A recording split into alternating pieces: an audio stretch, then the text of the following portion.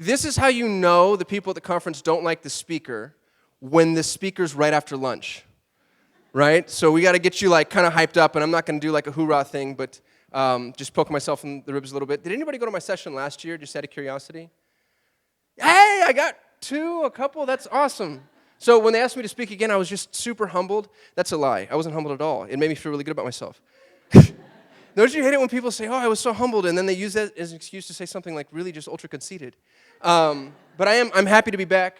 I just want to make a couple disclaimers. One is I talk really fast, and it's by design. I talk fast, and I'm going to pack a ton of information into this. I probably will not get through my entire deck, but it's so that I can give you as much value as I can possibly give you. However, we're in a pretty intimate environment here, so if you have questions in the interim, don't be afraid to shout them out, because I think you're going to get more from it, and I'm going to get more from it. And I bet you if you have a question, there's probably 20 other people that have a question, and they're just too afraid to ask it. I'm just doing a little housekeeping, sorry. Yeah, no, that was it. Awesome. You guys ready to rock? So I am bullish when it comes to Google Ads, and today we're going to talk about how to leverage the single most important marketing tool in existence. Before I get started, we're going to play the Narcissism Game. My name is Kasim. It rhymes with awesome because my dad wanted me beat up in high school. I wrote a book. Go buy my book. Write me a nice review, please. It's called The 7 Critical Principles of Effective Digital Marketing. It's the most annoying book title ever. I was the Interactive Person of the Year in 2017 and most randomly selected at TSA. That's self-assigned, but I believe it. That's my family. That's my wife, my 2 little babies. I got 1 little brown baby, 1 little white baby who looks just like odd piece of trivia, just like my best friend. My wife doesn't like that joke. This is me talking at Digital Marketer at the corporate office for Partner Training Day. I was also very humbled to be there. I've built $3 million agencies in 3 years. And I've built $3 million agencies in 3 years using Google Ads. And I'm saying that A, so I can sound awesome, but B, also so you know that this thing works. It's unbelievable. We have Solutions 8, GeoFlip, and Needle Marketing. Solutions 8 and GeoFlip combined gross about $2.5 million based solely on Google Ads, ancillary from all other services. And I'm not saying that to impress you. I'm saying that to impress upon you that this is a platform that can turn your business into a virtual ATM. You put in $1 and you get $1 and a penny or more out, and now you're winning the Google game. We have over 100 active clients on Google Ads. Budgets range anywhere from $1,000 to $70,000, which is actually pretty low when you look at some of the Google ad providers. We deal in smaller micro markets and smaller ecosystems because that's where you can get granular and you're not playing the batch and blast game. Every single client I have is on a month-to-month contract. That's an abysmal way to run a recurring revenue business. They can leave whenever they want, but it shows you that Google works. And our average retention exceeds 16 months. Google is God. And that's not meant to be blasphemous. It's a quote by Scott Galloway, actually, who's a thought leader that I really respect. And he has this phenomenal analogy.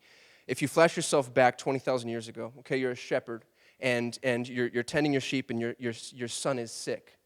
And there's an entity to whom you pose all of your questions. Is my son going to be okay? What's wrong? What's going to happen? And that entity was God. And now I'm not telling you that God doesn't or doesn't exist. I'm not going to step on that. But what I will say is that Google, in that one context, has usurped God. Google is now the entity to whom we pose all of our questions.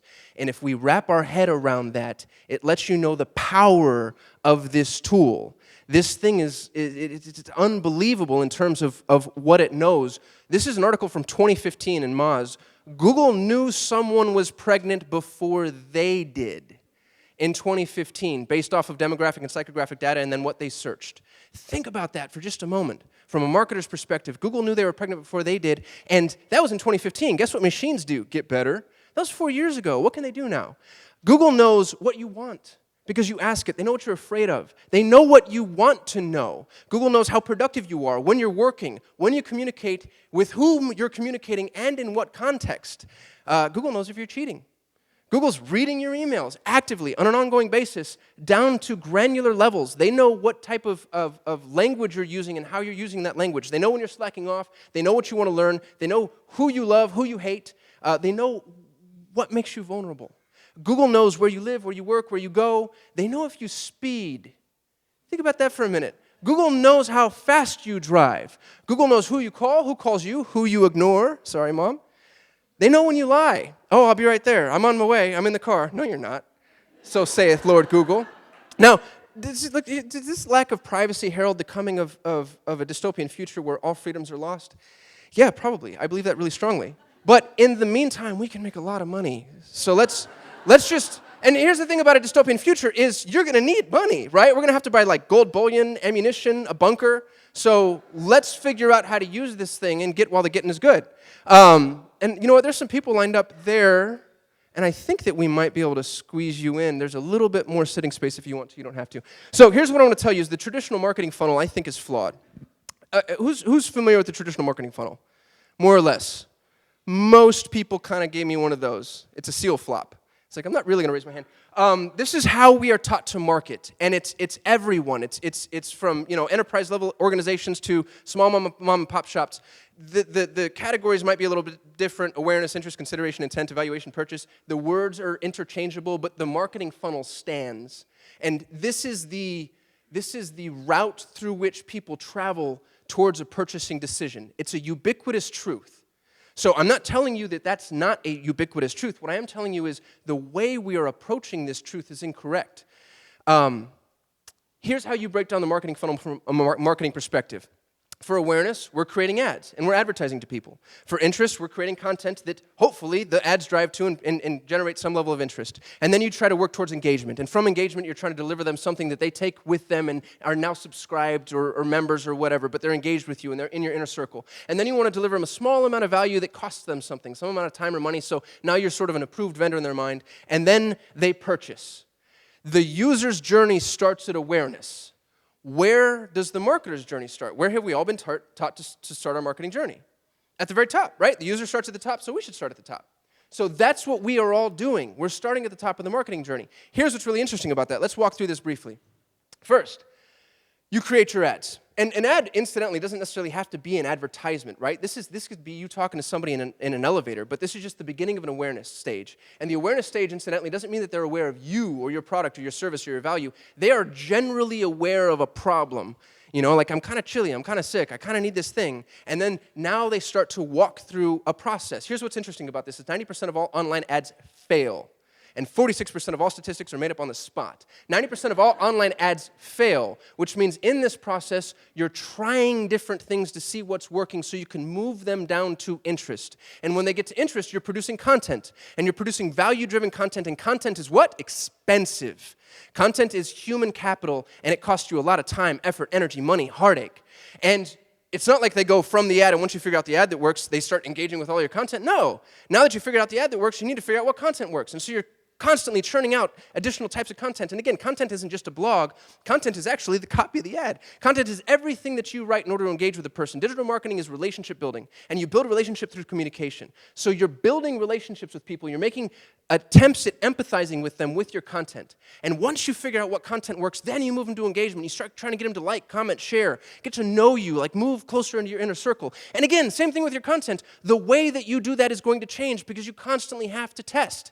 And you never stop testing. And throughout this entire process, there's massive amounts of dilution. Somebody who sees your ad isn't going to move to your content. Somebody who's on your content isn't going to move to engagement.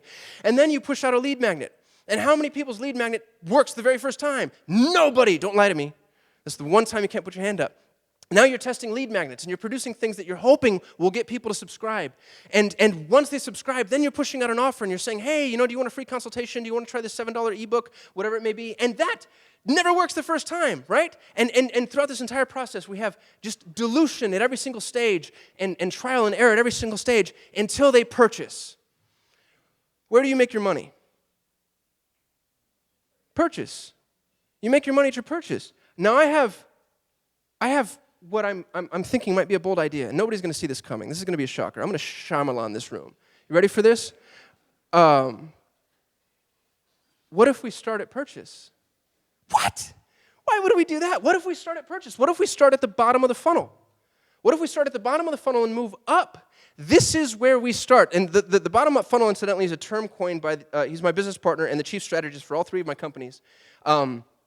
I'm not telling you not to build funnels. I love funnels. Digital Marketer teaches funnels. I'm a Digital Marketer certified partner. I was humbled to speak at their office, right?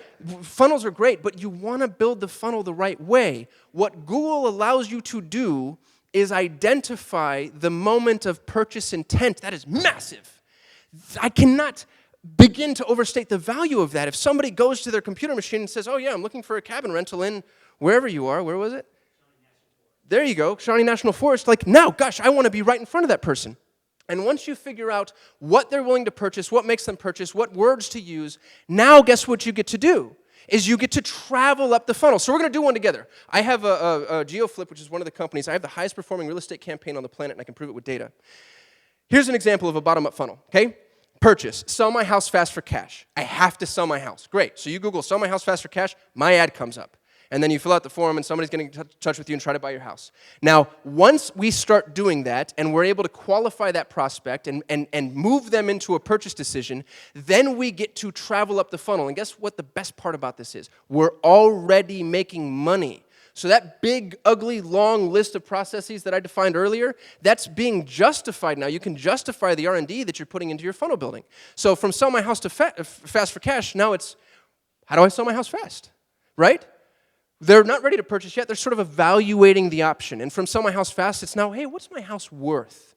And from what's my house worth, it's is this a seller's market?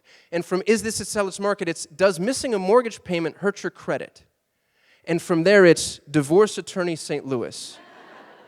Here's what's really interesting, is usually when somebody wants to sell their property quickly, it has to do with a life event. Job loss, relocation, sickness, death in the family, probate, divorce.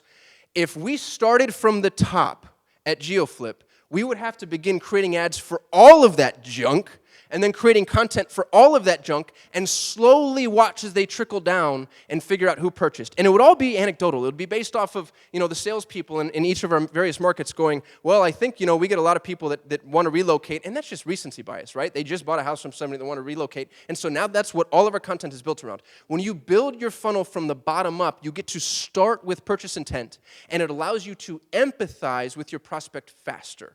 Empathy is the most powerful word in the English language. Empathy is love. You have to love people that you market to. I really believe that. And I know it sounds like kind of weird and sort of woo, and I'm losing the whole room, but if you don't know them enough to market to them, then you don't love them. To know somebody is to love them. And empathy allows you to love them. And when you get to a point to where they're willing to give you money, money is life force. If you look at like the origin of funds, money it's the human acknowledgement that there is a future. And so when we start to work, you're storing that value that you've created in these weird little, it's fiat currency now, so it's not worth anything, but these weird little bills that you give to somebody. Somebody's giving you their life force, and when they do that, that's a signal that, hey, this worked, and you get to use that signal to begin traveling up the funnel. This is what's cool, is this informs your entire marketing campaign. Everything that you do. I'm not telling you Google is the only thing that you ever should do. Far from it. Google is expensive. What I am telling you is Google should inform everything else that you do. The words that you use on your website, right? What do you say? And is what you're saying resonating with your prospect? How do you know? You go talk to the people that are buying from you. How do you find those people? You go straight to Google. The sitemap on your website, the pages that you present to them, your marketing narrative, your semantic decisions. I can tell you that there's a difference between house and home, buy, buyer, and buying. If somebody says house, sell my house fast for cash, and somebody says sell my home fast for cash, here's what we found out. Those clicks are roughly the same cost, leads are roughly the same quality, and they tend to engage at roughly the same rate anecdotally. It took me 2 years to learn this lesson, 2 years worth of data. What we ended up finding out, and this is what I believe, people that use the word home are less likely to sell their property because they have a stronger psychological attachment to their property. So I now know that house is not only a better word to bid on, it's also a better word to begin saying, because I want to recontextualize the conversation so you're no longer looking at your property as a home, you're looking at it as a house, because it makes it easier for us to solve your problem. Your semantics decisions are things that can be informed by Google. Your ad copy, when you're split testing copy, when you're split testing offers, how you price. So many people, I love it when people are like, oh, well, Google's really expensive. And it's like, yeah, things that work are expensive. But more often than not, it's not that Google's expensive. It's that your competitors are more competitive. If they're willing to offer something you're not willing to offer, guess what? You lose. And the value of knowing that, right out the gate, before you go build this entire damn funnel, it's invaluable. Your promotions, your email marketing, how you email market, how you segment people, how people are segmenting themselves. What you say about your product and service isn't what other people are saying about your product and service.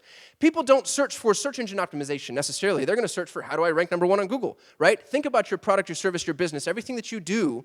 The way you think of your service isn't the way your consumer thinks of your service ever. You're too smart, you know too much. Have you ever been in like a cocktail party and somebody's like, oh, what do you do? And 7 seconds into it, it's like, man, just glaze, right? Because you're speaking at an exponentially higher level. You're talking to them from their tower. I remember, I think this comes from digital marketers Molly Pittman, but she says that on a 0 to 10 scale, 0 being absolute, total, rudimentary, just grunts and sounds, and 10 being the most sophisticated language in the whole wide world, we tend to speak to our consumers at a 7 or an 8. You need to be at a 2.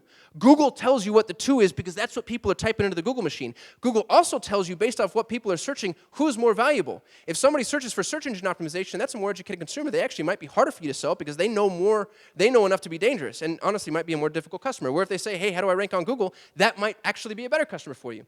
You get to make those distinctions only when you're at the bottom of the funnel. And right now, Google is the most powerful way to identify search intent. Social media marketing, of course. Again, we're back to what images work, what media works, what content works. Search engine optimization. This is really interesting. Think about this for GeoFlip, my real estate client, or real estate agency. If we had started SEO in the very beginning, SEO is a semantic game, and I don't care what anybody tells you about what was it? It was Hummingbird. Hummingbird came out with semantic indexing, and Google's like, oh, we're going to figure out the semantics for you. That's not true. Anybody who runs SEO regularly knows that you have to pick. I had to pick house or home, and 2 years prior to me learning that lesson, it was a 50-50 shot, roll the dice, and if I picked home, I guessed wrong, and I didn't even know it. Press releases, course services, splinter offers, etc. I won't go through all this. Who you hire? Who you hire? The people that you bring on are going to be dictated according to how you're able to sell people at the bottom of the funnel. And the only way to learn that is if you go straight to consumer intent. Geographic positions, like we just talked about. Where people are buying, where they exist. You might think, oh, all my clients are going to be in Uptown, and then find out, no, they're actually coming from the exact opposite location. And now you get to do things like if you want to do radio, television, newspaper, billboards, handouts, flyers, leaflets, walking around talking to people. You don't know where to do that yet. You know what it'll tell you? Google.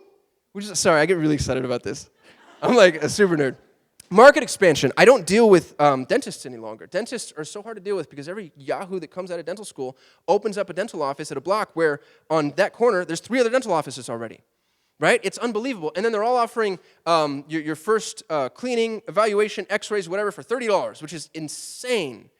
It doesn't allow for any margin. And then some of them are now offering a free follow-up. If you're about to open a business, instead of spending $150,000 opening a new dental office, how about spend a couple grand on Google and see if you can even perform? And you find out, wow, my cost per acquisition on a new patient is going to be $1,000. This isn't a good market.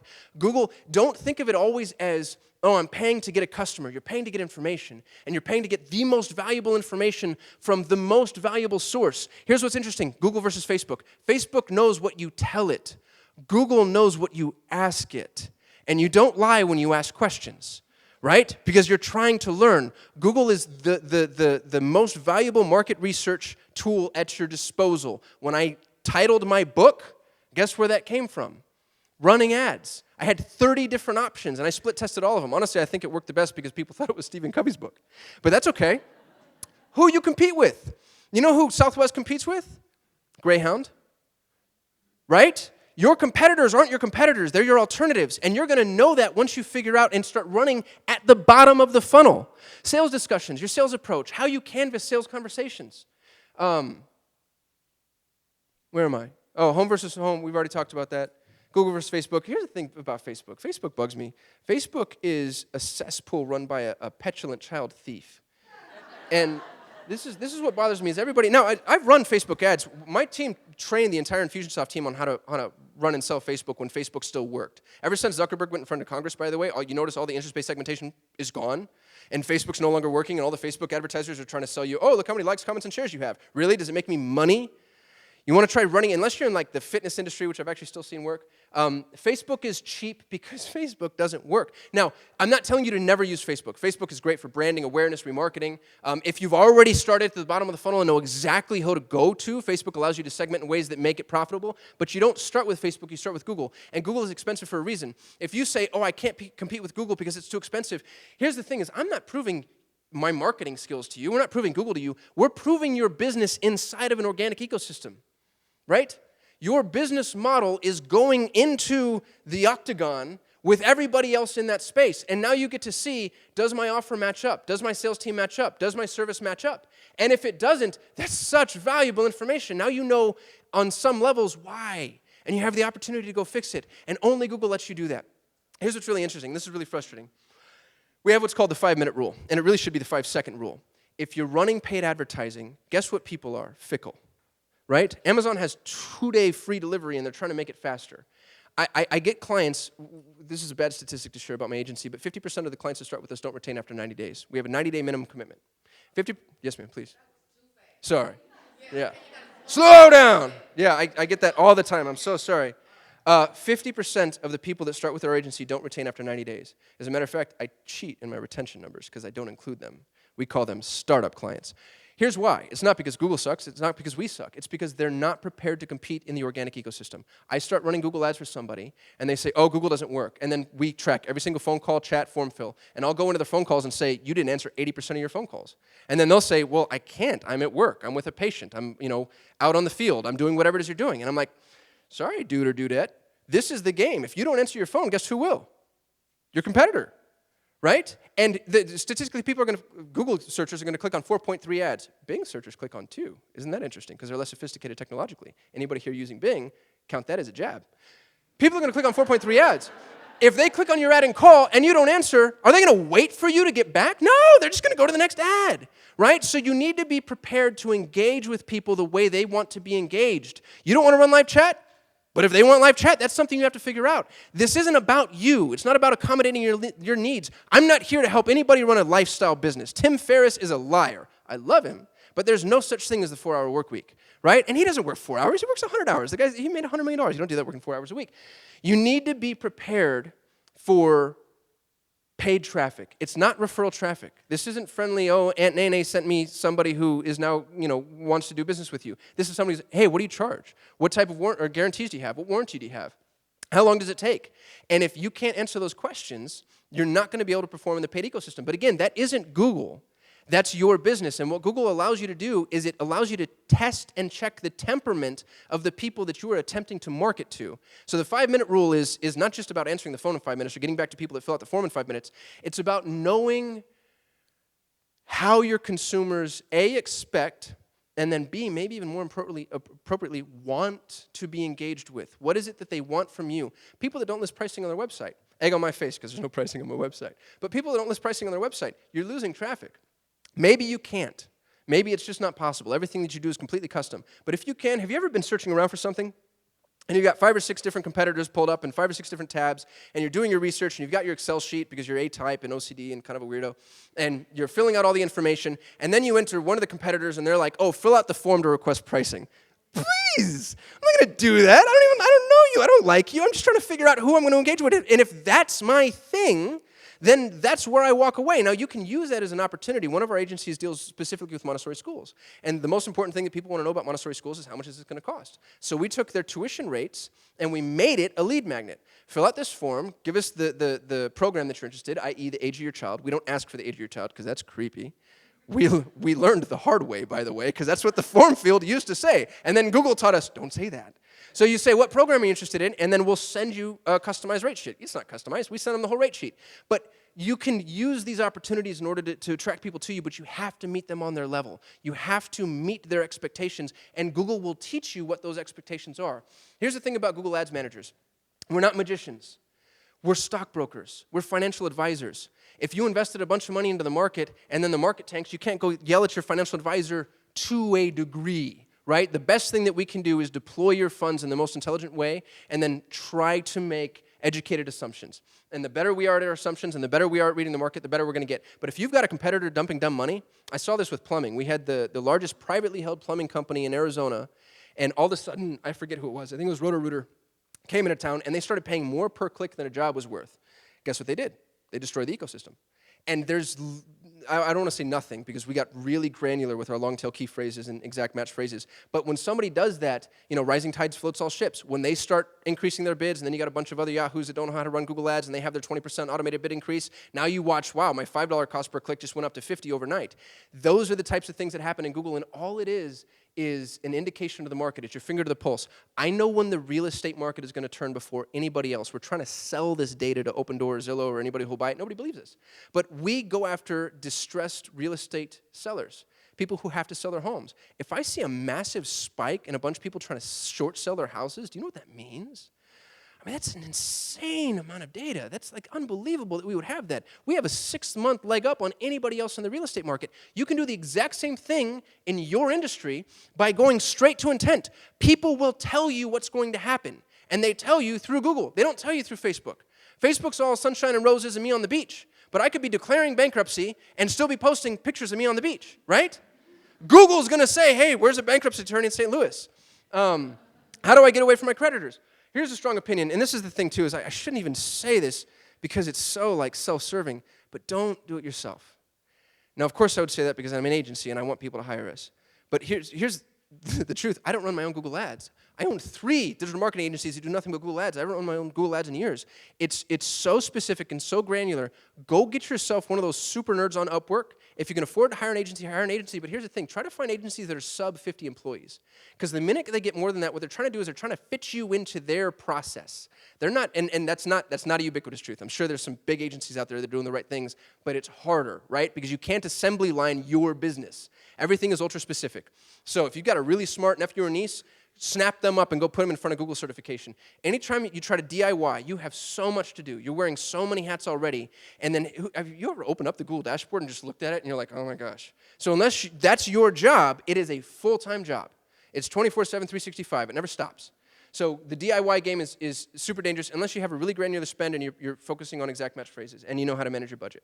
And you don't mind watching things. I'm not trying to make this sound harder than it is. We're going to talk specifics about how to run Google campaigns. Before I do that, I just want to pause. A for water, B for questions. Have I lost anybody, found anybody? How are we doing? What's the temperature of the room? Good, bad, indifferent? It's hot. Yeah, hot like too warm? No, like you're doing great. Oh, thanks. Nicholas, thank you. I'm so humbled. Cool. The biggest mistake everybody makes with Google Ads. Can I move around, cameraman? Is that okay? That's okay. Awesome, because I get a little antsy, as you all can tell. Straight up ADD. The biggest mistake everybody makes with Google Ads. My primary lead magnet at my agency is a free Google Ads evaluation. So what we'll do is when we have a new customer come in, they give us access to the Google Ads, and we do about a 15, 16-page audit. I put 2 people on it. One is an account manager, and one is a CRO expert. So the account manager looks at Google Ads, the CRO expert looks at your site and your landing pages and all that good stuff. And then we hand them 16 pages. The number one mistake, the catastrophic mistake that everybody makes, and I promise I'm going to get to it, and here's what's really interesting, is it's not just people, it's agencies. When we audit campaigns that were built by agencies, they are just as bad. There's actually, in my mind, and this is anecdotal too, but there's no difference in the percentage of agencies and the percentage of people that make this mistake, is they don't track their conversions. Now think about that. Google is a machine. Google's a computer. Google doesn't know you're successful unless you tell them that you're successful. If you're not tracking your conversions inside of Google Ads, guess what you're doing? You're running television, basically. You don't know what's working. You have no data. There's no data-driven decision-making to be made whatsoever because you don't know who's purchased, who's downloaded, who bought, who did anything. So you have to track your conversions. Google allows a number of ways to track conversions. You can do it on a Java role. We don't do that at all because there's so many, when somebody clicks on a button, you can embed code on the button to say, hey, somebody clicked on the button, they converted. The issue with that is the percentage variance, and this is an old statistic, but I think it's close to 30%. Off in either direction, over-reporting and under-reporting, because of how many things that can go wrong with that. The way to properly track conversions, and a lot of people are going to hate me for this, is you have to have a separate thank you page. The separate thank you page allows you, and build your conversion tracking in Google Tag Manager, the separate thank you page allows you to tell Google, hey, if somebody lands on this URL, they bought something. Guess what? That URL needs to be private and behind that gate. Guess what Shopify did, the morons? We used to run the ad campaign for, you guys know those silicone wedding rings? Like rubber for, oh, hey, you got one. Awesome. Good job, man. That was my client, but then they fired me, so screw those guys. I'm just kidding. We're on great terms. We actually hired they brought it in-house. We hired their in-house team. I was too expensive. We used to run their ad campaign. Shopify makes the thank you page accessible so you can check your order status. So when he came to me, he's like, hey, we have a 1,200% ROI. And I came back to him and I said, no, you don't. You have people going back to the thank you page, checking on the order status, and it's over-reporting conversions. So you want to make sure that when Google says you have a conversion, go check your bank account and reconcile those data points, right? You have to track your conversions. You have to know what's working. Here's what is freaking scary. I think I have 3 years left in business, at most. Google is getting better than I am at optimizing campaigns, and it hurts my heart to say because I'm so arrogant and so smart. But Google is beating us, especially with e-commerce campaigns. E-commerce campaigns, it's unbelievable. Google has smart shopping. Anybody run smart shopping? Oh my goodness. You basically hook up your product feed to Google. You don't even get to choose your keywords. You say go. And Google will run ad campaigns for you, pulling ad copy out of your snippets, and they beat us. It's unfreaking believable, but guess the only way that they can do that is if you're tracking your conversions and properly tracking your conversions. The other thing that you need to do is try to apply conversion value to your leads. Even if, e-commerce, that's easy. Hey, this is $20 and this is $50. If it's not e-com, try to find with your cabins. You might say, hey, somebody who books for 2 nights is worth, I don't know what, $300, $150 a night. Somebody who books for 2 weeks is worth whatever else. And if you're able to segment that appropriately, maybe different landing pages, different funnel, whatever, you can tell Google approximately this person is this value. And when Google learns that, guess what they do?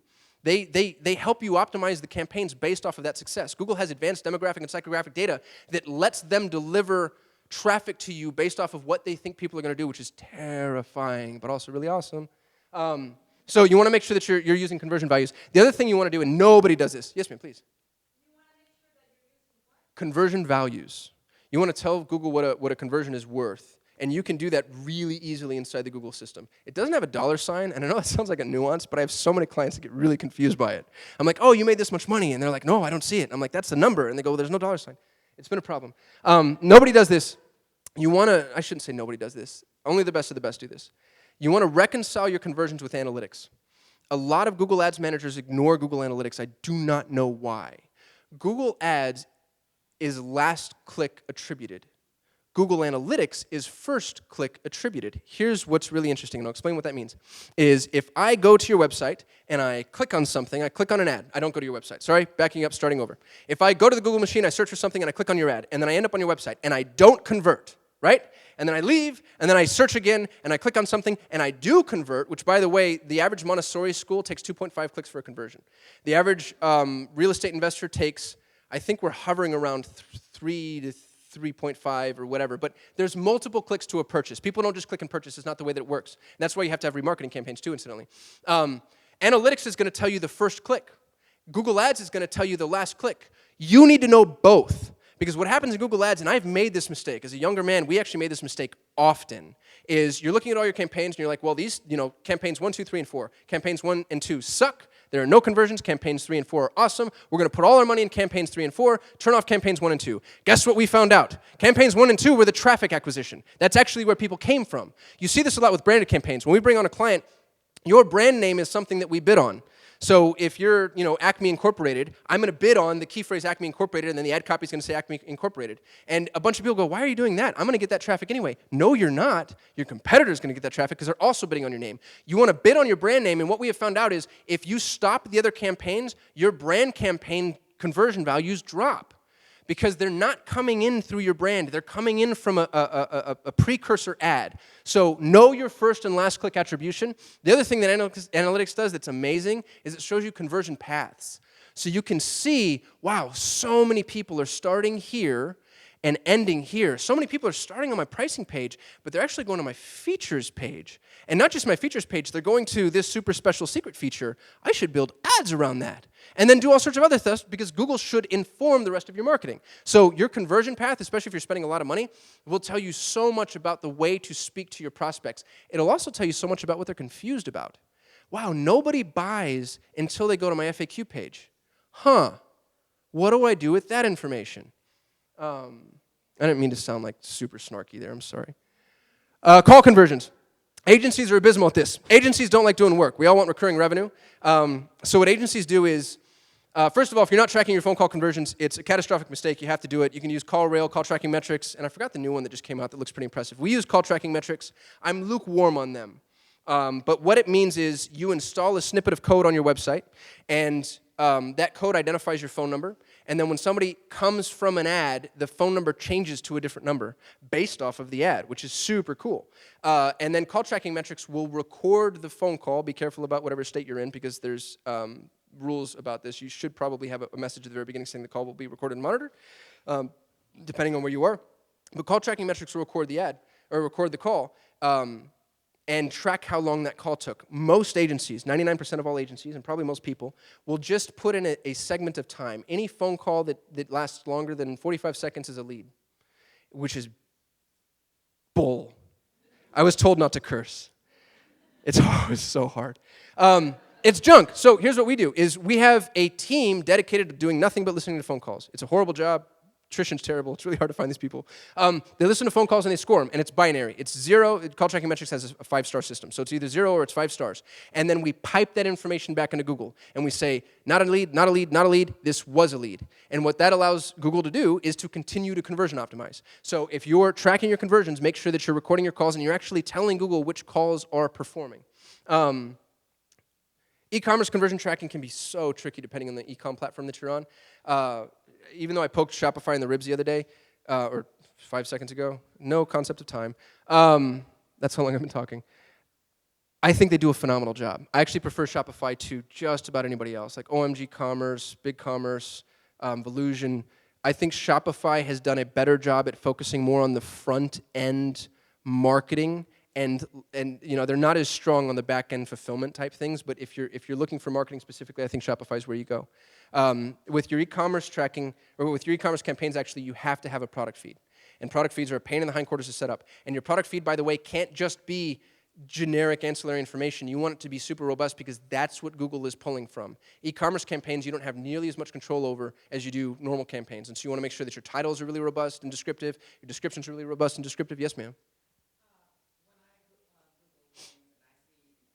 Yes, ma'am.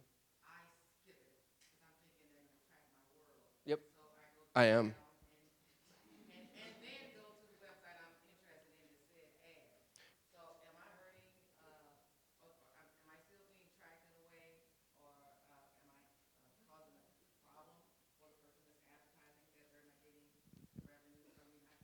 No, you're actually doing them a favor. Well, first of all, let me say you and 95% of all other people.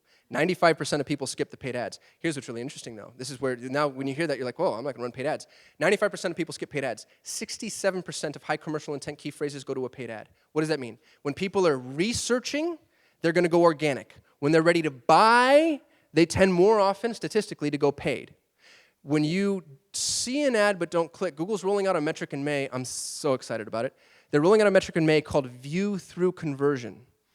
So if you see the ad and you don't click on the ad, but then you go to the website, even if you're on a different device, which is kind of creepy, that's counted as a view through conversion. I don't really know what the implications are of that yet, because the issue with the view is if you see an ad and you're not even, let's say that the ad is at the bottom of the page, where it shouldn't be, but the ad's at the bottom of the page and you never scroll down, that's still a view.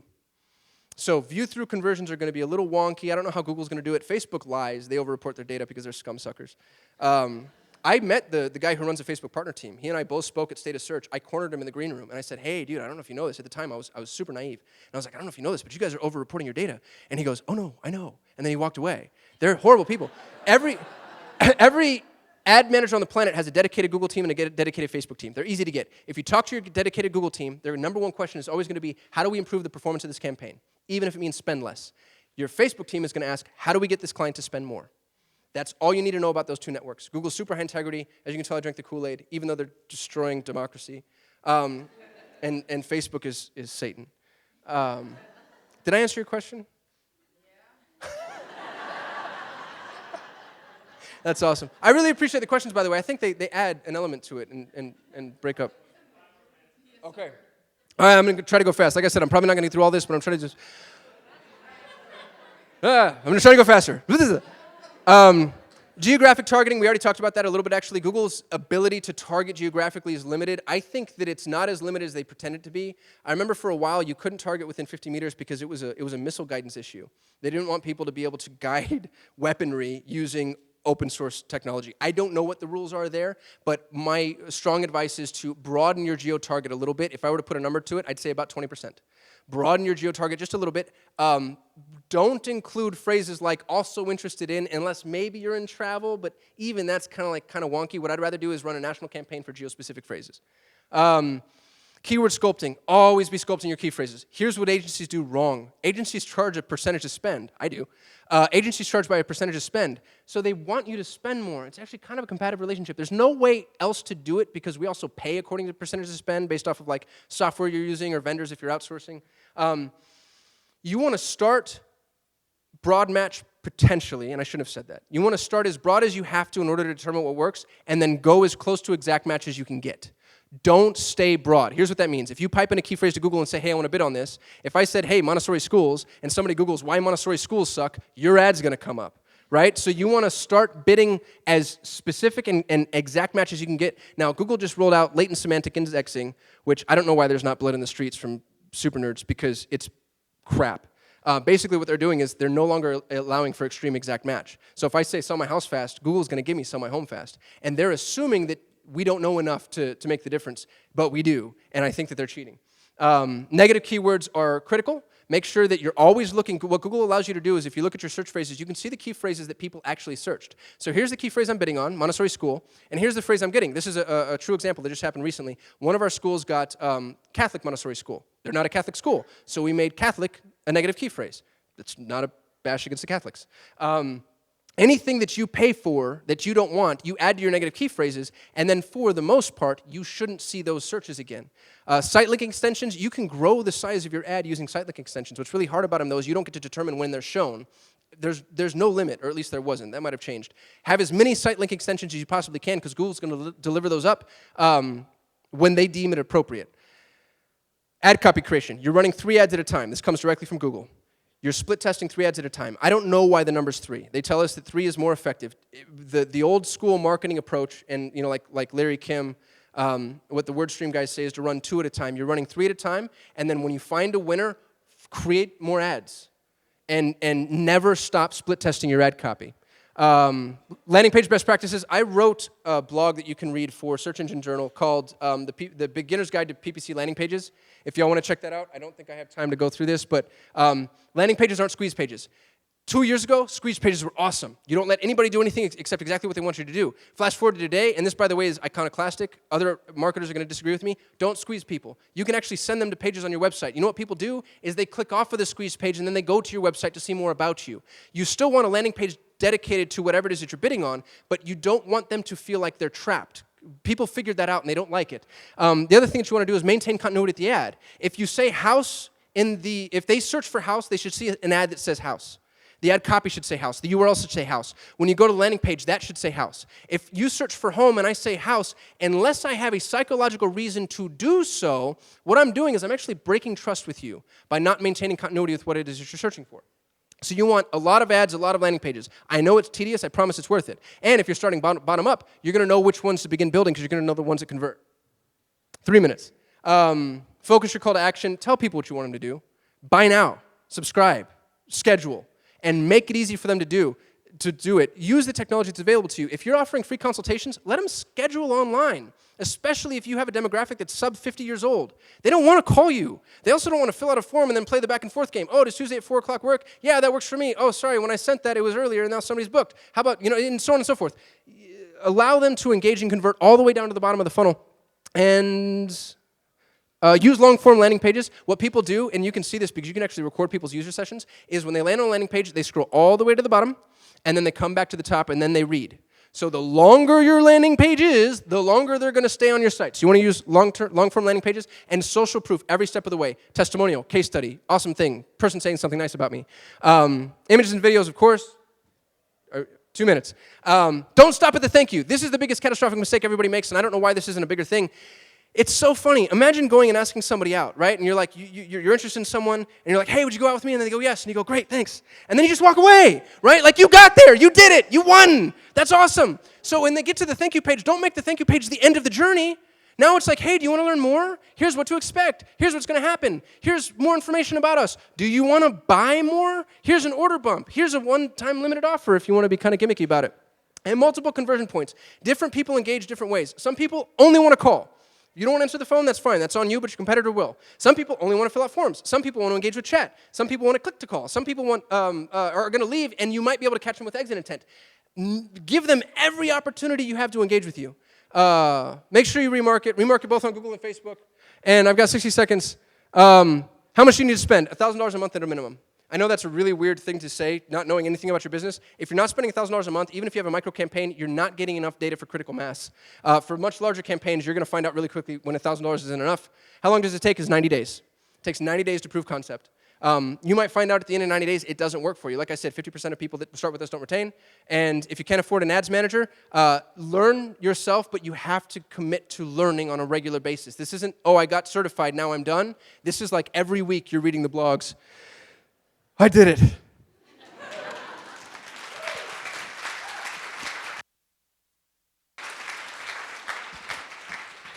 Whoa. Google should pay you to be their stockbroker. Can we get a selfie? This room is completely packed. I want everyone to say Google Ads on 3 real quick, all right? Oh, wait, I want this too. Am I going to be annoying? No. Stick around, please, please, please. 1. All right, Google Ads on 3. Ready? 1, 2, 3. Hey, did you guys have fun? Yeah! Nice. Thank you all for being here. Love you. All that.